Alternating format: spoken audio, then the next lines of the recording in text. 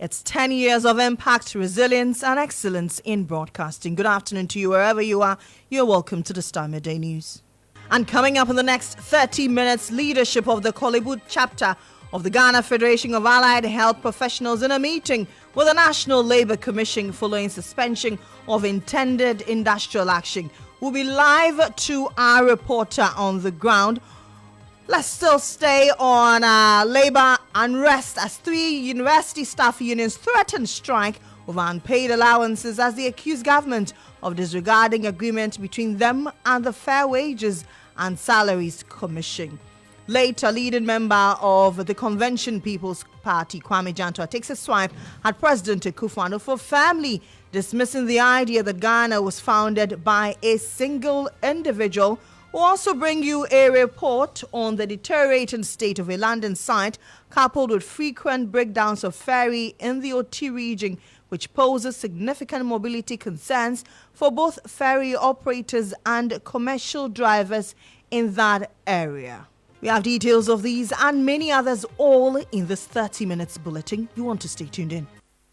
And my name is Lily Mohammed. Let's settle for the details of the stories. We begin with labour unrest on the health front as the leadership of the Kolebu chapter of the Ghana Federation of Allied Health Professionals is currently appearing before the National Labour Commission. The group was served on Friday, August 2, following their withdrawal from the OPD and inpatient duties on Thursday, August 1.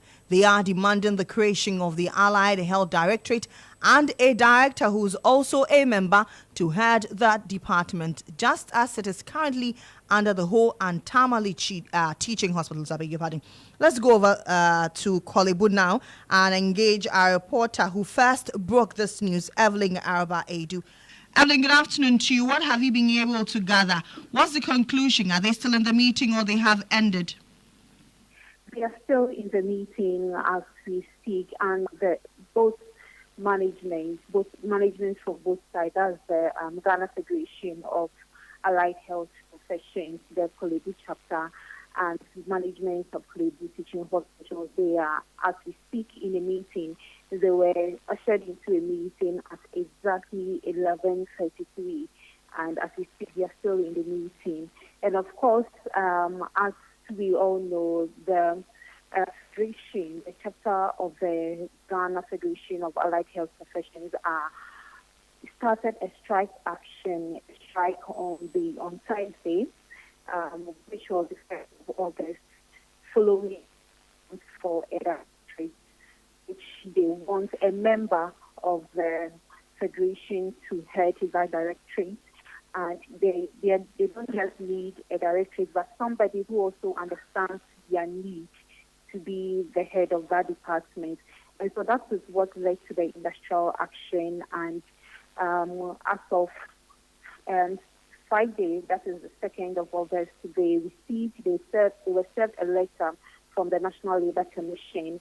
But on the letter, it read that it was actually written on Thursday. That is when they actually began the industrial action by withdrawing from all OPD services. And then on that Friday too, they extended it to inpatient services. So that is when, and we are still there in the meeting, management of Kolebu Teaching Hospital, which includes the facilities legal team. It also has the HR of the facility, and from the Allied Health, we have the local president also in the meeting, as well as the national president, and leadership of the 23 associations which makes up the federation in the Kolebu branch. Now, Evelyn, prior to this particular strike, did they give you an indication that they engaged the National Labour Commission or their employer over these concerns they raised? All right, so this feuding, as I would put it, has been going on for some time now.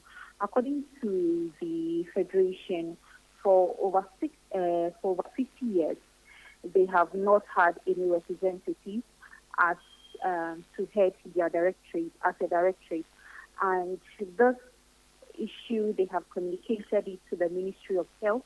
They have also communicated it to the Ghana Public Commission, and nothing has been done now. And they are saying that for anything to be done, if it's Kolebu, management of Kolebu, they need to assist the Ghana Public Commission to help them get their own directorate, as that has been done for the Ghana Health Service, as well as the whole and Tamale Teaching Hospital.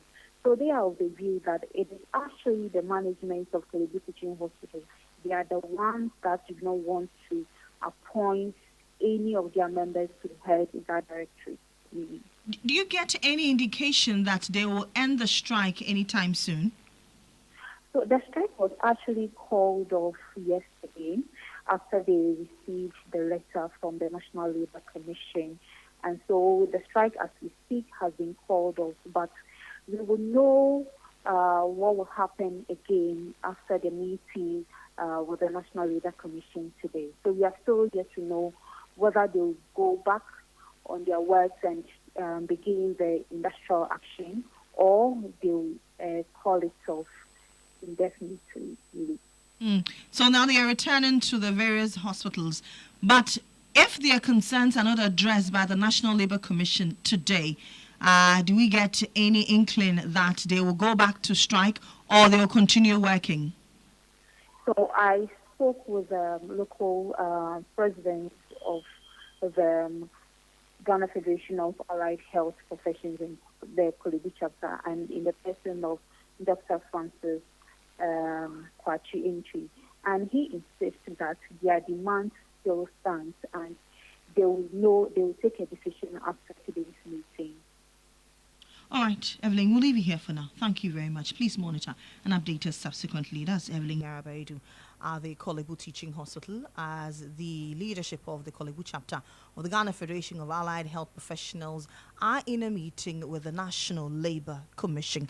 Let's still stay on labour and rest, but this time we focus on the education front, as the Senior Staff Association, Universities of Ghana, the Federation of Senior Staff Association of Ghana, and the Teachers and Educational Workers Union of the Trade Union Congress, TUC, have announced plans to begin industrial action on August 9, 2024, if the government fails to address their demands for unpaid allowances. In a joint press release, the unions highlighted that they informed the Fair Wages and Salaries Commission of their concerns about the vehicle maintenance allowance and other related allowances on June 10, 2024. They warned of potential industrial action if these issues were not resolved by June 2021. June 21, 2024, I beg your pardon. Following a hearing by the National Labour Commission on June 19, the Fair Wages and Salaries Commission engaged with the unions, resulting in an agreement and an addendum being signed. The Commission subsequently requested the Ministry of Finance to release funds for payment. However, the Ministry has yet to issue the necessary authorization letter, despite repeated efforts by these unions. Here are excerpts of that statement.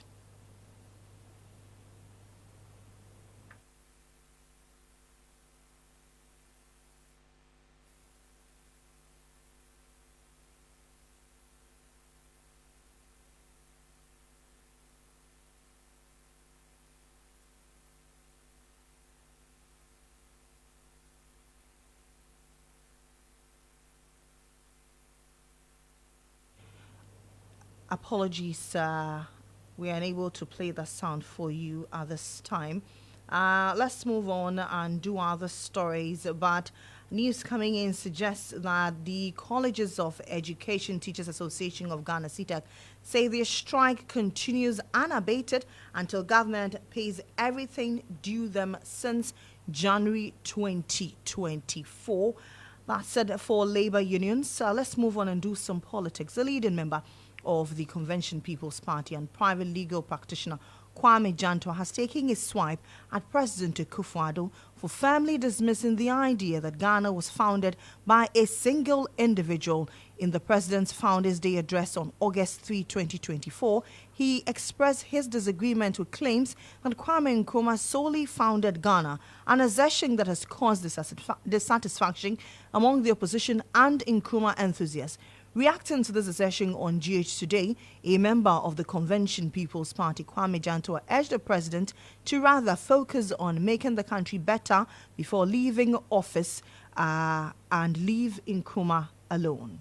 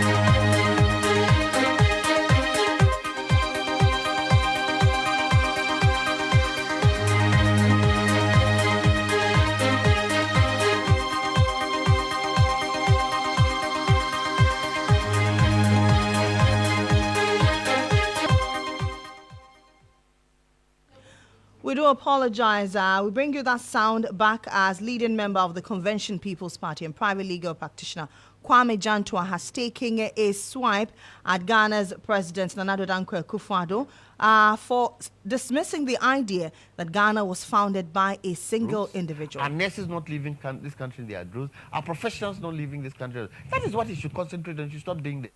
Because you cannot, and I dare him. He should put a committee together to look into this. A committee of politicians, a committee of historians, a committee, even bring the British in because they have archives. And let's go deep into it and let's see who is founder, who is not founder. So let's stop it.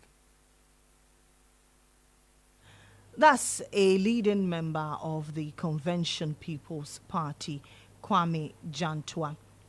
Now, Deputy Minister for Sanitation and Water Resources and MP for Sisala, Isami Dichinia, has defended the president's stance on the Founders' Day saga.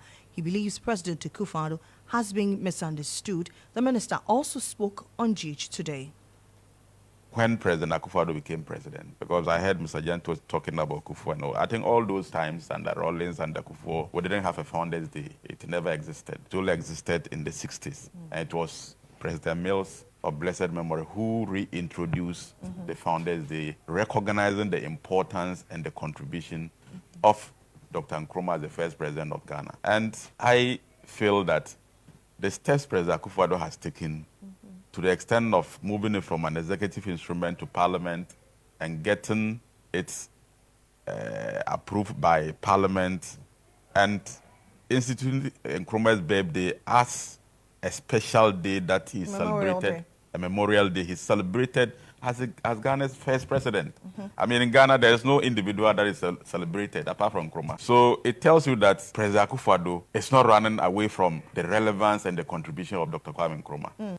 But you see, we also need to look at the fact that the struggle for independence, started from somewhere. And to the extent that other people made contributions, you can also run away from the fact that, trying to eulogize and broaden the scope of those who led the struggle for Ghana to get its independence is not also relevant. That's Sami Duchinia. He's a Deputy Minister for Sanitation and Water Resources, doubles as the Member of Parliament for Sisala East.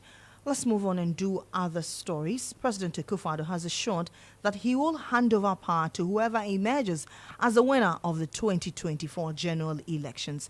The president, who for a long while had implied he will not hand over power to a Mahama-led administration. However, during his last address to senior citizens at a banquet held at the Jubilee House here in Accra, the president said the upcoming December 7 elections will be the final challenge he faces before retiring from office on January 7, 2025, a commitment he said he intended to realize. This is the last time I'm going to preside over this ceremony. I will willingly step down as president on 7th January. And I do so because I'll be in good company. That of Jerry John Rawlings and John Ajekun Kufuor, who in the Fourth Republic have been privileged by the people of Ghana to serve 2 terms as President of the Republic. It has been the greatest honor of my life to have served as President not once, but twice, and I've done my best. The last major challenge for me is to preside over peaceful and fair elections in December. And that is a commitment that, with the help of all Ghanaians, I intend to realize. The people of Ghana deserve no less than to be given the best atmosphere in which to choose freely their next president and parliament. I intend to ensure that our reputation as the beacon of democracy and stability in Africa and the world is maintained. Nana Danko Akufo-Addo is President of the Republic. Well, political scientist Dr. Kwame Asah-Asante has welcomed the shift in the president's tone. President is a human being like you and I, and maybe he has reflected on Aristotle said that the unexamined life is not worth living. So anything you do or say at a point in time, you assess yourself. Self-introspection is critical, right? Because one foundation of politics is virtue, and it comes out of some of these. So you need that. Now he has changed the discourse to mean that he will ensure that there's free and fair election. It is his duty. He cannot shirk that responsibility, right? Because we won that. This country, since January 7, 1993, we swore an oath that we will chart the path of democracy and that we will support the tenets of democracy, including elections, and we are not looking at any other election than free and fair election. The president has set the tone for a beautiful conversation. But you see, we need something that goes beyond mere saying that to ensure that there is free and fair election. We need to walk the talk. You should come out with more assuring messages. We saw shooting and killing in the last election. What is he saying about that? What is he promising us in that respect? And that is what we want to hear from him. Dr. Kwame Asah-Asante is a political scientist. Let's now speak to a Deputy General Secretary of the NDC, Mustapha Bande. Mustapha, good afternoon to you, and thank you for joining us here on the Starr Midday News. Good afternoon, and thank you very much for having me. The president, for the longest time, has stated that he will only hand over power to an NPP-led government. This time around, he acknowledges that Ghana is a beacon of democracy, and so whoever emerges winner, he will hand over power to you, to him. How does it come to you as the NDC? Well, thank you very much. That would have been the appropriate presidential thing for any incumbent to do, but we didn't know where President Akufo-Addo got his motivation from that he would not hand over. But of course, it's because he took Ghanaians for granted in 2020, so he believes that he can repeat the same. For us, it is not about talking. It's about action. As we speak today, President Akufo-Addo knows, and he has positioned Henry Quartey, the current Minister of Interior, to subvert existing security institutions to see how he can rig and compromise 2024 election. Can you substantiate that claim? Yes, he's recruiting people without proper procedure. We all know that. Go and check the security agencies. They are not in charge of those doing recruitment. And that is the most dangerous thing for any incumbent government to do. They are training people in all security installations, people who have not passed through procedure, and they are putting them in the mainstream. No, we are not worried about those things because, look, the NDC's commitment, and let me assure President Akufo-Addo that if Ghanaians vote for His Excellency John Dramani Mahama, it will not be his will to hand over. He will hand over. The will of the law will be given fidelity. The law is that if the MPP wins, let them maintain power. If the NDC wins, let them maintain power. But for anybody to use any foul means, dream of it, it will not manifest. It will not be allowed to stand the test of time. That will be crushed. That will be fought at with every drop of our strength. And so let me assure President Akufo-Addo that it is not about his speeches. He's demonstrated bad faith enough. And if there is anybody that is a danger to the peace and security of our country today, is the president himself, the sitting president, President Akufo-Addo, is the most dangerous threat to our security, one by his conduct, two by his actions.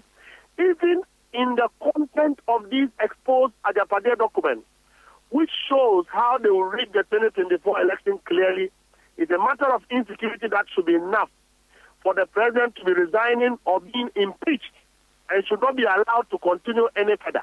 But yet, because we tolerate some of these things, we are waiting for 2024. Let me ask President but the president has turned around to say, well, as a believer in democracy, whoever emerges winner, I will gladly hand over power. Shouldn't that be welcoming to you as the NDC? But are you not shocked? Are you not shocked that yesterday of all days, the president used the opportunity he had to stage a debate of how to enlighten his father's name and his heritage, other than consoling with the hardship of Ghanaians? I don't take this president and what he says seriously, because President Akufo-Addo have demonstrated a lot of bad faith. 2020 election. This is the man who supervised people being killed for him to be a president. He supervised blood being shed, and indeed, it was shared for him to be president. This is the man who did everything to manipulate the system. He thinks that there is a chance for that to repeat itself in 2024. Let me assure him that if Ghanaians vote for President Mahama, he will be a president.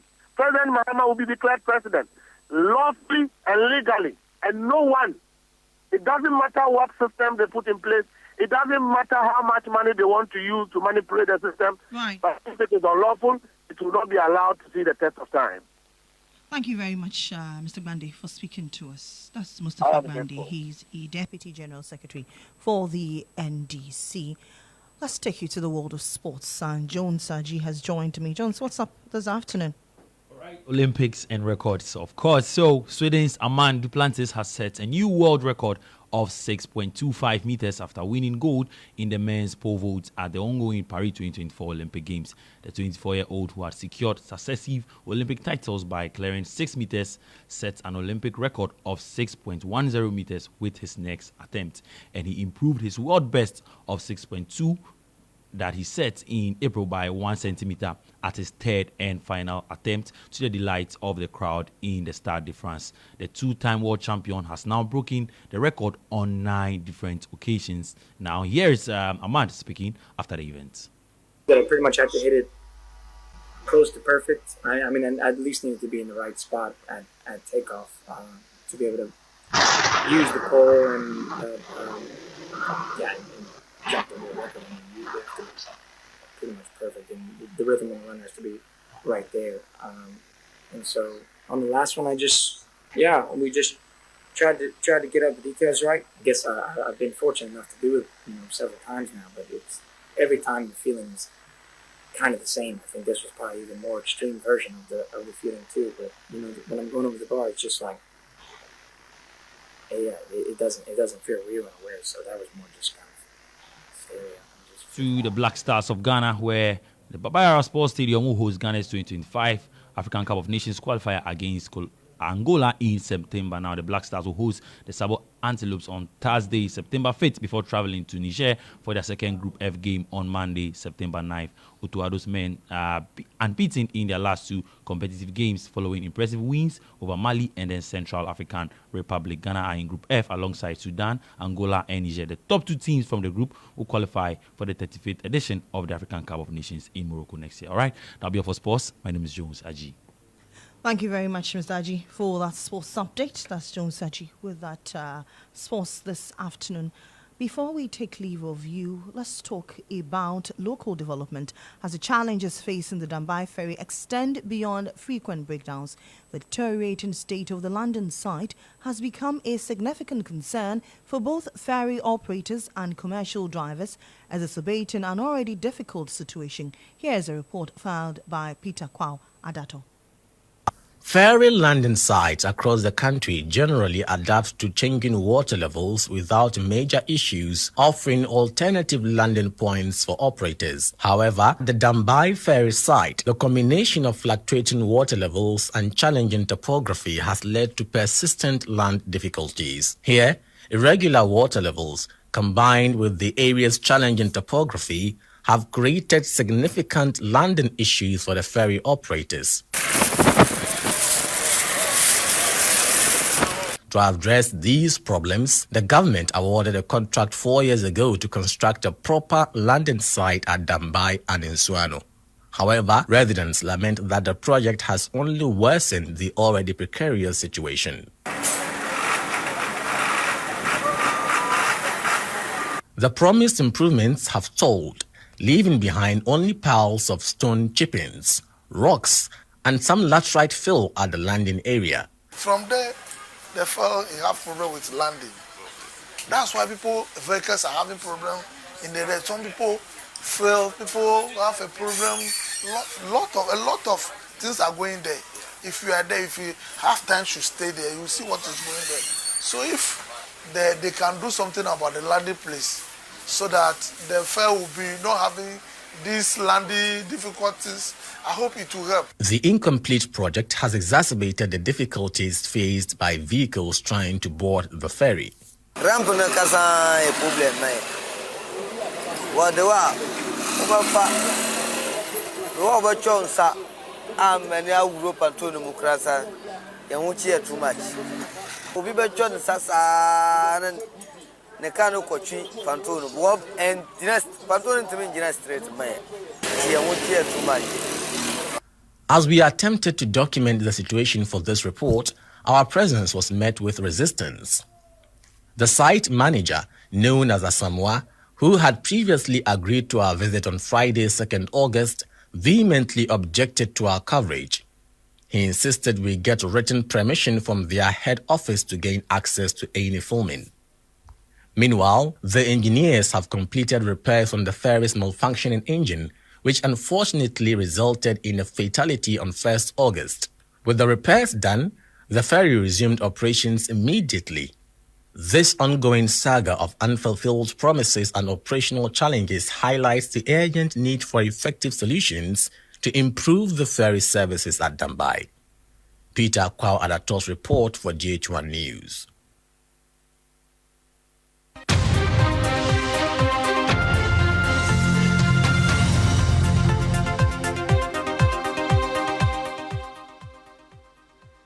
And so that's it for the Starr Midday News here on Starr 103.5 FM. For more news updates, kindly log on to starfm.com.gh. Please stay tuned in as we continue to give you impact, resilience, and excellence in broadcasting.